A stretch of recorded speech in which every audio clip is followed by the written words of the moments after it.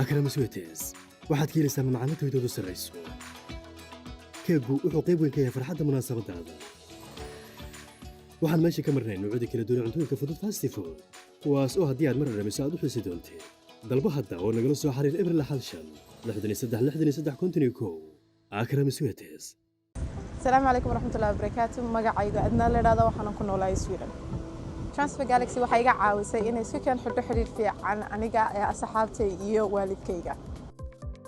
Transfer Galaxy waxaan u doortay sida uu u sahlan yahay iyo sida uu u dhaqso badan yahay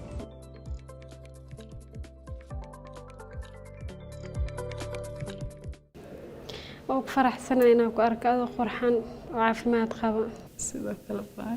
jiro jooga baayo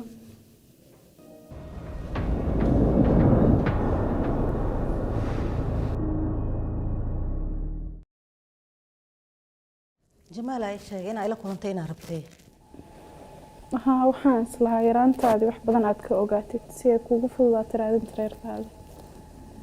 Jamaal waa u sheegay magaca sidoo kuugu baxay iyo waaga sida ahayd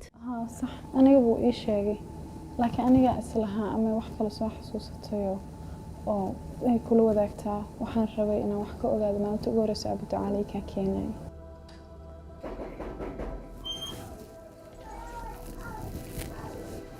يا واينا فرو أنا جاي فرو دعاء واي دعاء ها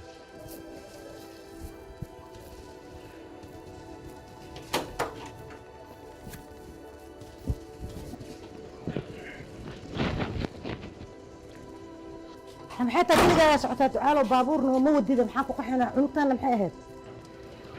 baawur imaado weydiiseen wax dhacay dad u tahay carruurta away carruurta gudaha ku jiraan magaalada iyo xaaladeeda iga sheekeen balse wax u jiraan wax laga sheekeen kara ma haye xabad iyo qaxa iyo wareerka socda ogaan leed xaafadii dhinacan dhan waa laga soo qaxay madfac iyo wax dhacay dad arkayaa si qeyr laan aniga ilaahay bixiyo cunugtaan yaro meel cidla loogu kala keenay soo xid kaliya isku weeyis كليجيدا والله نعبان من بدنايا إن الله رجال هاي وسكي معان وحرادنا وحملها سعودي وحوم صار كنا مايا فيري وحاس ما أركني فرد إنه ميالي أنت سبورة حدا نقول عن أما دجالك دب وسموه الله بخير وهذا هو دومي نعمل لك بحيمة حتى عم بحنينا كده حنكو بحنا بابور بنومو ودير دعالو حنكو بحنا وحنكو بحمل ربو وهذا والوينينا oo ilmeena gacmaha qabsanaynaa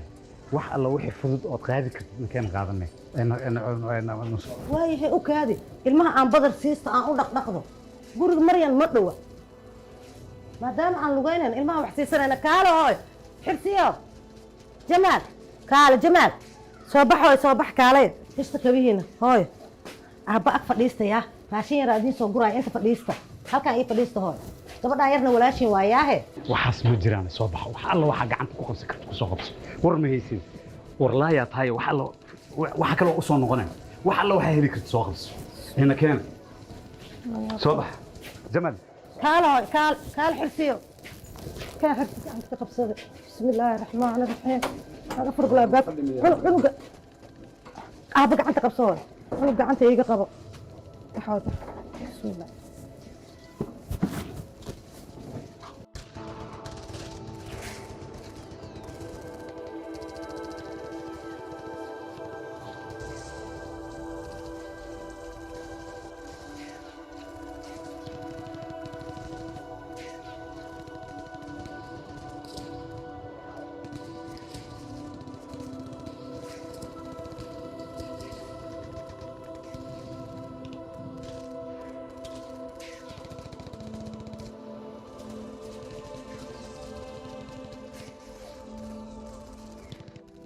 هذا الله قرمي يقوليسي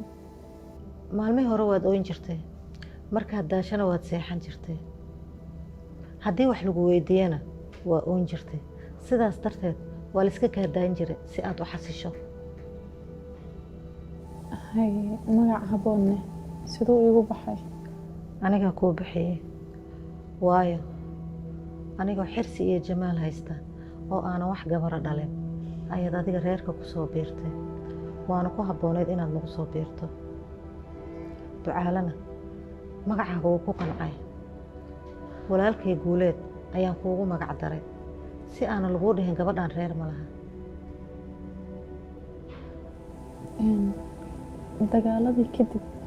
sidee wax ahaayeen hooyo? colaadihii way dhammaadeen, waa la soo noqday. kadib reeraha qaar dibadahaasi iska aadeen, wax sidii hore ku soo noqdayna ma jiraan.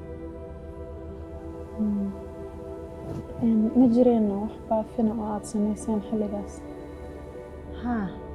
inkastooda adiga aadan hadli jirin, laakiin annagaa baxnay, dariskoo dhan ayaan u sheegnay inaan gabar soo luntay hayno. markaa yareed waxaa lagu dhihi jiray gabadhii soo dhuntay, laakiin waqtigaas wixii ka dambeeyey annaga xaafaddaas waaban iskaga soo guurnay. waagaad soo luntay adiga waxaa jira dad waaweyn oo la baafinayo, nolol iyo geeri midna aan lagu hayn. intaas kadib sidee wax noqdeen hooyo? reerka waad la qabsatay, ducaalaad iska ag fadhin jirtay. haddii uu wax cunayaad la cuni jirtay, hadduu baxo waad ka daba ooyin jirtay, albaabkaad ku sii sugi jirtay. markaad yareed dadka asagaad ugu jeclayd. ducaalow, habboon ma aragtay? maanta oo dhan meelahan ay meeraysanaysa ee maxaa dhacay? maanta oo dhan inay afkeeda wax geliso waa diiday. fiiri, cunugtaas wax alla waxay cuni kartaa loo kariyaa, waxay dalbatana loo sameeyo. habboone qolobkaana gashaa umaleyna. habboon waa ka dhuumatay ah. maxaa ku dhuumanaya hooy? wixii intaas ka dambeeyey waxay ahaayeen maalmo isku wada eg eg, wax badan kama xasuusto. intaas wixii ka dambeeyey anigaa wax badan ka xasuusto. waxaan xasuustaa inaan ahaa dadka qofkaad igu jeclayd, oo wax walbana aad iga hormarin jirtay, mar kastana aan dhabtaada ku hurdi jiray, oo weliba aad i ilaalin jirtay, xitaa haddii aan xanuunsado aad i cabsan jirtay. maalin maalmaha ka mid a waxaan ku fikiray habboon reerkeeda inay imaanayaan. waa arrin lagu farxo, laakiinse waxaan ka cabsan jiray maalin uun habboonteyda in layga wadanayo.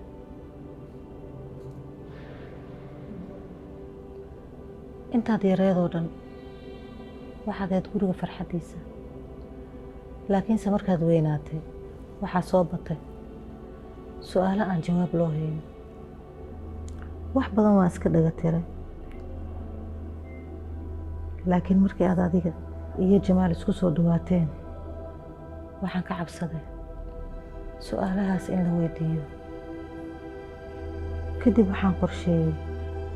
wixii aan sameeyey aadaan uga xumahay,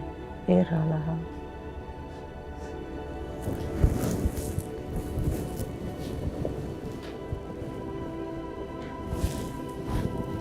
hooyo, aniga weli habboontaadiyaan ahay,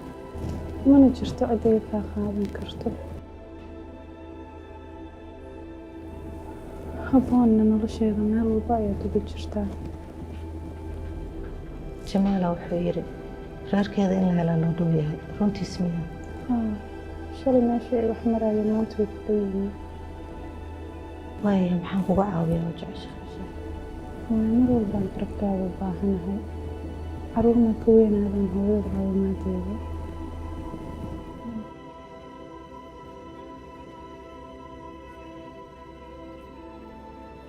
haddii la nool yahay wax walba way hagaagayaan.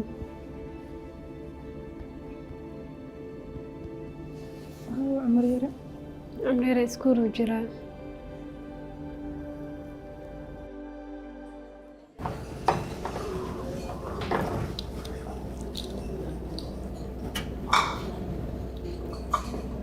maalin wanaagsan. wanaagsan oo aan ii warana bay habboon. fiican aboowe, xaafadda hadda ka imaado waxaa lasoo sheekeysanaya hooyo amrina isnahaan. wallaahi maasha allah, maalmaha warar ka farax badan ma maqlin. in markaasna fariisiye. hooyo si fiican aan usoo sheekaysanay waxayna ii sheegtay waxyaabo badan aan horay u ogeyn ay ka mid tahay maalintii ugu horeysay oo abuducaale xaafadii keenayay wallaahi dagaalana guriga maanis ma soo sheegtay ilaaheena soo ma ogid inaad tahay qofka ugu badan aan la kulmo ogaa laakiin markasta waqtiga guriga ka shidan صح أبو waxaan rabay xoogaa Jacfar inaan wada hadalno ma igu wici kartaa Jacfar abaan maxaa jira maama ma soo laabanaysa Jacfar iyo wax ma jiro maya aboowe wuxuu ii sheegay asaga gabar walaashiisa in dagaalkii uga dhimatay ana marka waxaan islahaa xoogaa wada soo wareysataan okay hadda kuwa Jacfar abana ku hayso ordada kooshana ka qabanayo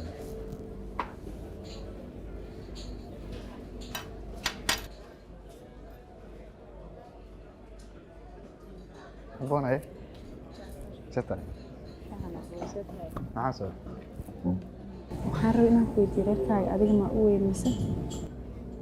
reerka anaa u weyn anana u yar reerka dhan waa cid aamino aabo iyo aniga warnaa idinka maxaa idinka khaldan haddeeraa soo baxay komishin marsan doonan kara miya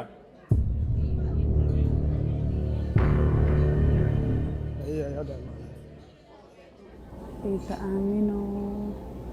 ifrax weydeed sax ifrax abo waxaan rabay ciidadaa inaan la kulmo mala kulansiin kartaa laakiin maxaa rabtaa mid aniga ula kulanto wax weyn ma jiraan waxaan raba keliya inaan la sheekaysto sababtoo ah ayadan dagaaladii kuweysa gabadheeda ana reerkeygaan ku waayay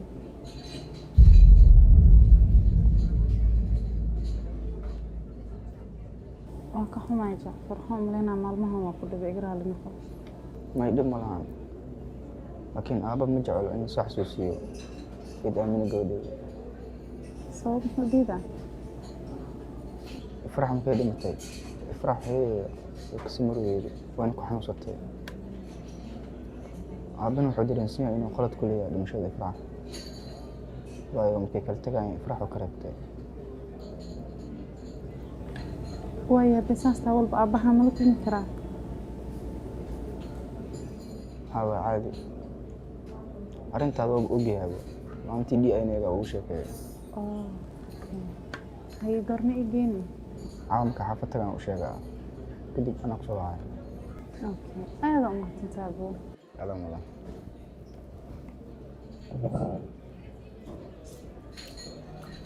abaan haade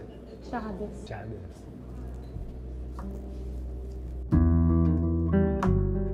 hooyo adigu duq ma isku malaysaa weli waa yartaa yaraan ma jirto jilbahaaba ka kicilaaha hooyo waxaa u maleynahay fadhiga badan inuu yahay marka dhib ma leh hooyo birana soo logeysiina insha allah horta jamaal ma yimid jamaal hooyo wallaahi ma ogi ma maleynayo hooyo abuu jamaal qolka ku jira oo muxuu ii soo mari waayay ma ogi dabiin haye banooniga lugta la weynaysaa dhulka darbeene xesiyow saxaabata markaa yareed banooni ciyaari jirine maxaa qaban jirtay banooni ma ciyaari jireen saabil barshana wadan jiray weliba waxaan ahaan jiray difaac uga adkaa ciyaara ku jirta nagada saaxiibow jamaal oo kaayra dharka u weyn jirtay hooyo waryaa xirsi wariidaa wiilka waa runtiis banooni ma aadan ciyaari jirinay daano saxaabada waryaa maxaa dhac xirsi xirsidamin aniga ay maareen marka ka tusina sida yeelayno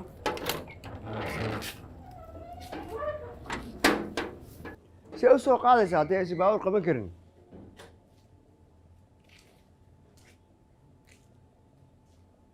anaa beri imaanayo dawooyinkiina soo qaadayo haddii ilaaha idmo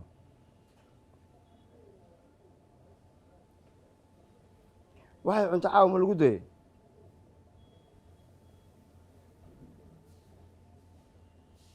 bal waaya waxa dhib ma jiraabo ha iyo xanuunkeeda inuu sii siyaada la soo sheegay hadda waa sidee marka xaaladeeda wallaahi hooyo xaaladdeeda waa soo aruurtay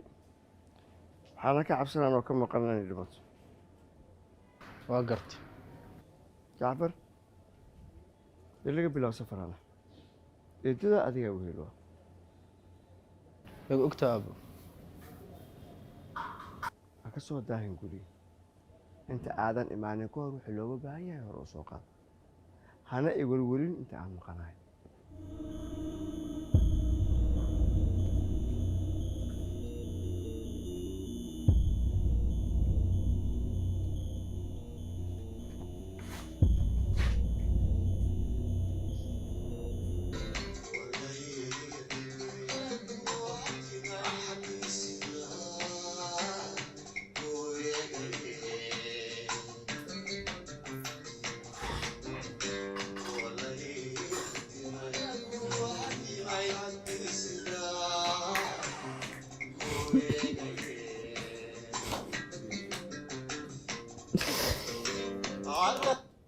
ada xol ma iska dheeli karaa malaysaa iyagana jimcal maxaa haysaa dalle saaxib hadda dhawaa imaaday hadda waxaa is dhahay marka hooyo u gal soo salaan kadibna iska seexo niyo waxaa rabna ku sheego habboon maalmahan wixii lagu badatay coffee shopka lagu soo laalaabataa adi ay mis aragtaan ayada iyaaba marka imaado ayada keligeeda waxay u danaysa inay wareysato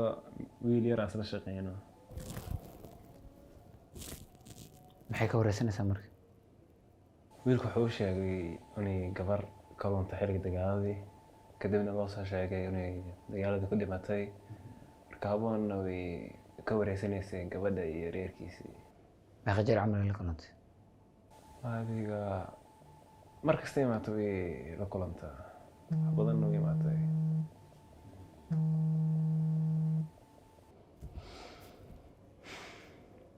adiga maxaa kaaga baxa marka maxay kula tahay wallaahi waxba laakiin maadaama ay raadin ku jirto waa suurtagal inay qof kasta wareysato waxaa laga yaabaa inay isleedahay reerkaasi arrimahooda wax badan ka ogaabiyo gabadhooda hay jamaal abay wanaagsan ay saxweelma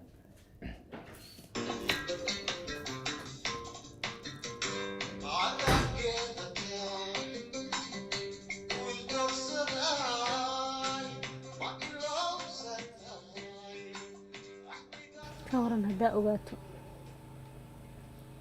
gabar si xad dhaafa kuu jecel oo jecelkaaga aada ula il daran maxaa samey lahayd waxaan u sheegi lahaa inaan gabar jeclaa xitaa haddii aan waayo waxaan noqon lahaa boodharga cusub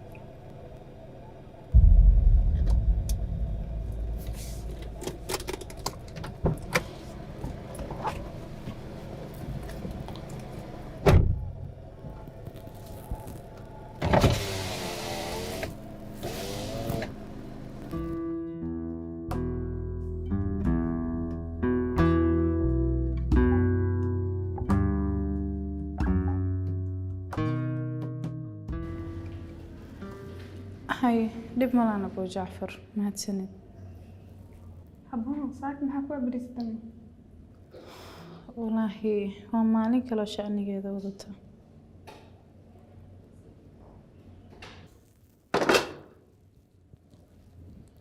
habboon maxaa kugu dhacaysay ما تخيلنا يركي جعفر الله أبو حرسي كفتيري ذا كلا شقاية aqoontaas ay ma jirta hee wuxuu ii sheegay gabar asaga la dhalatay in dagaaladii lagu waayay oo haddana lagu tirinayo inay dhimatay haye iibad waa kula socdaa aniga waan baxay kafeteriyadan tagay si aan jacfar ula kulmo teyda abow xirsiyaaba uga warama asaga isna tan walaashiisu iga soo waramay haye meeshaas maxaa kaaga bax marka xaafadda ee kasoo luntay gabadhaas jacfar la dhalatay oo lagu tirinayo inay dhimatay haa oo lagu tirinayo inay dhimatay iyo xaafaddii aniga aan kasoo lumay oo aba ducaale iga soo kaxeeyay waa hal xaafad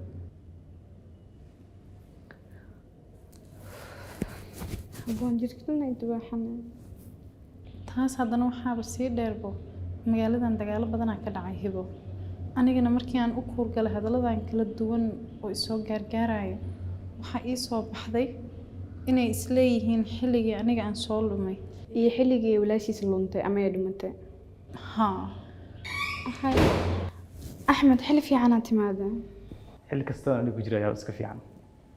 aboon subax wanaagsan axmed wejiyadiina wax sidan ka dhigma ii sheegaysiin mise waa idin weydiiyaan axmed jacfar ma taqaanaa yarka oo xirsi la shaqeynayo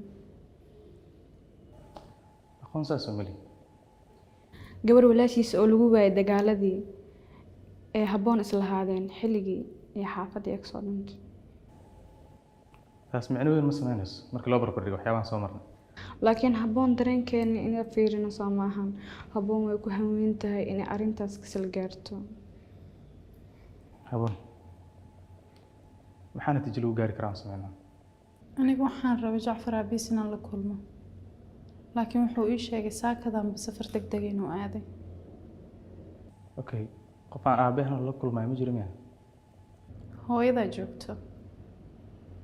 ayadana waaba la diidan yahaba arrinkan lagu soo hadal qaado jacfar kiyaa dhala isaga jacfar waxay isku aaba yihiin gabadha dhuntay ama dhimatay hooyadiisna way dhimatay adna waxaa is leedahay gabadhaas mata haa taasoo ka dhigan jacfarna wuxuu noqonaa walaalkaa oo isku aabatihiin haa maamada laga qarinayo arrintan oo in lasoo xisiil diidan yahayna hooyada ay noqonaysaa haa axmed hadalka tirada badan soo koob sidee maamadaas DNA lagu marsiin karaa ayadoona lagu soo hadal qaadin waxyaabaha hore o dhan wallaahi maadaama uu aabbaha baxaybo meelaan wax ka bilaabo ma aqaana axmed kabarna hadaa jacfar u dirno waxyaabo aan baaritaan ku samayn karno inuu maamada noo keeno afkeygaa kala baxa jacfar waa inaan kula laabana sheekadan أنا حيلته أنا سجنتك صلاة وأنا جعفر أبيسي ساكر هدuu baxay goorma soo laaban karaa والله ما أقان لكن وصل عوضنا عليه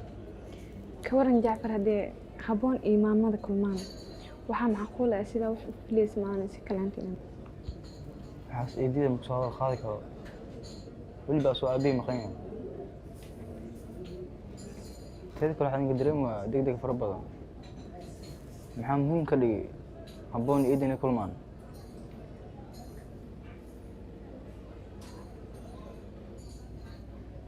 جعفر markaa qiimeynay sheekada walaasha Afraax iyo tan habboon xilal noqotay inay hal qof tahay shakigan wuxuu ka yimid habboon sorry jacfar waxaan kula imaado ma aqoon ilaa iyo haddana shakilan ku socdaa wax la hubo mahaayo جعفر please هذا فريسيس دي جي isbarbar dhigna ku sameey sheekada walaasha Afraax iyo habboon soo kulma ahaan oo isku mid yahay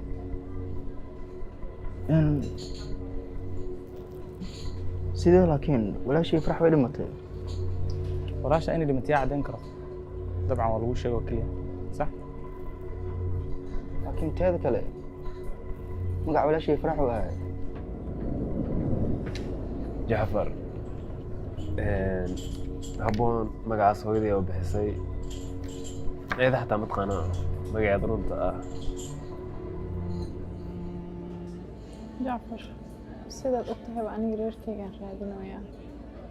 waxaan macquul ah xitaa sida aniga waxaan u malaynaa inay waxba u jirin waxba ku baryaa halkaa mar arrintaa inaa hooyadii miga caawin kartaa please sidee maamada isbitaalka loo keeni karaa iyadoon loo sheegin wax DNA laga baarayo taas suurtagal ma ahan laakiin aniga way dhibaysaa waalidiin carruurtooda ka maqan tahay intaan rajo geliya hadhow inaan ka dhaqaajiyo ayagoo murugaysan arrintii habboon sheegayso iyadoo la ilaalinayo sidee maamada baaritaan u samayn karnaa maamada in la baaro waa laga maarmaa jacfar aan baari karnaa oo laga helayo jawaab 50% ah wax walbana caddeynayso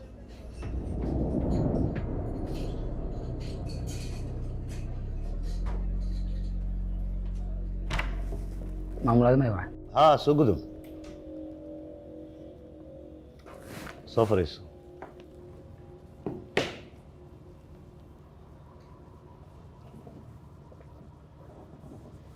jamaal markaan dib u eegnay bilooyinka lasoo dhaafay howl shaqadaada aada ayay u wanaagsaneyd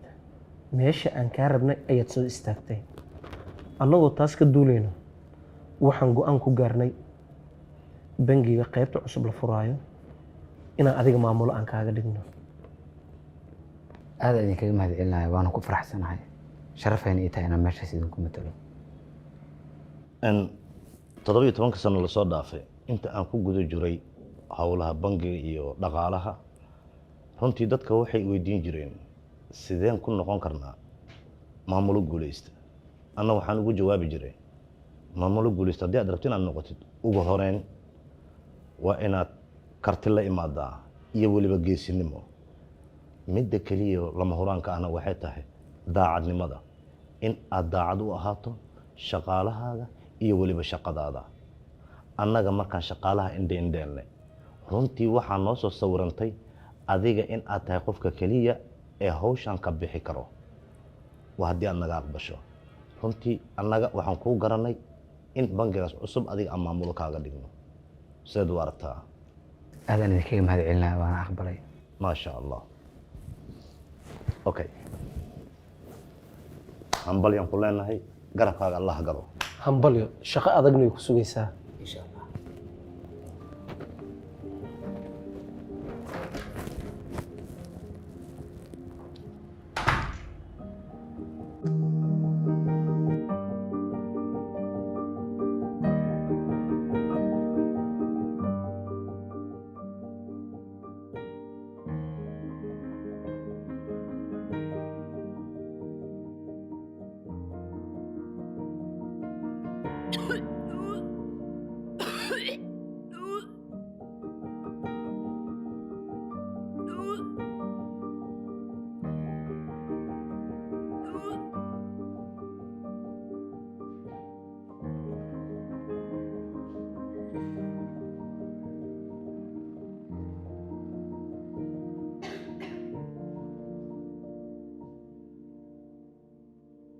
habboon ma xamili karta niyad kale niyad inta hore ha u ahaato khayr ku dambeynaysaa iyagu habboon waxay door biday inay qoftay kacdo intay reerkeeda ka helayso niyad walba ku yimaadana kama hor istaagaysa inay tallaabada xigta qaado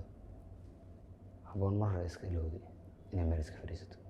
laakiin runtaa waxay tahay habboon inay daalan tahay hadday inta ka weyso meel kale ka helaysaa waan daalan maaha micneeda dhammaadka waxay ahaataba anaga waqti kasta garabkeedan taagan intay adinka idin haysato waxba ma ka halaabaya iyo adiga sidoo kale anuu dadaalaya ilaa iyo xad intaan awoodo habboon niyadda khayr u sheeg oo guulaysanaya guusha way dhowdahay habboon intaan kadib ma aqaan waxaan samayn doonaa habboon ambaa sidaas fadhiyana habboon niyaddaada khayr u sheeg please habboon waxba naftaada ha eedin dadaal inta aad samayn karto waa samaysay jacfar si gaara u mahadsantahay abuu kan raali iska da wareegan ku geliyey maxaa kaloo sameey lahaa habboon ana xitaa raja ay gashay wixii soo baxan waa sugaynaa waa bixin ana keena anigu maanta dhin isoo raxay maxay akhyaaray ani tv-ga ka balansanaya caawa waraysigan dhiibi rabaa hay insha allah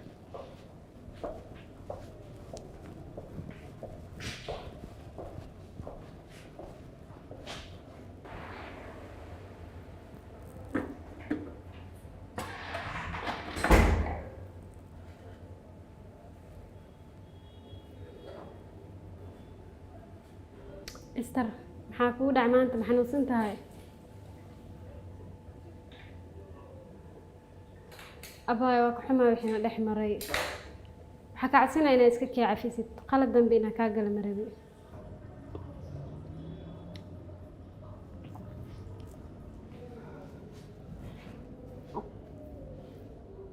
أنا حتى أقرأ لي نقطة.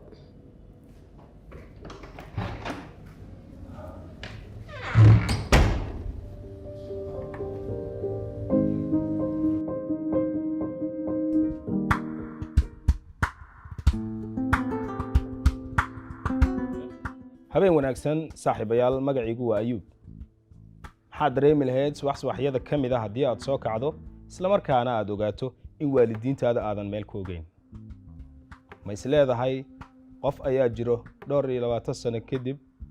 ogaaday in waalidiintii uu haystay inay dhaleen aysan ahayn waalidiintiisii